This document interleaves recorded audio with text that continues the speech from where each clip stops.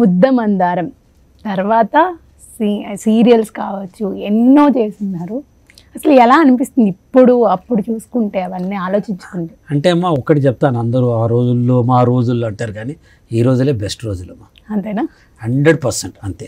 ఎందుకంటే technique, ప్రొఫెషనలిజము, and దాన్ని ఇప్పుడు చూడండి, మనం ఓ 3-4 లైట్లు పెట్టుకుంటే సరిపోయింది.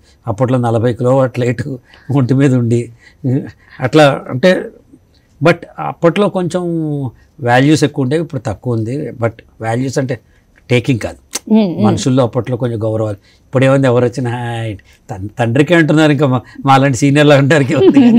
But this is a fantastic journey. అదే చెప్తున్నా, from trunk calls to WhatsApp and you can say calls దాకా complete I have seen the world. Similarly same thing happened in the film industry also.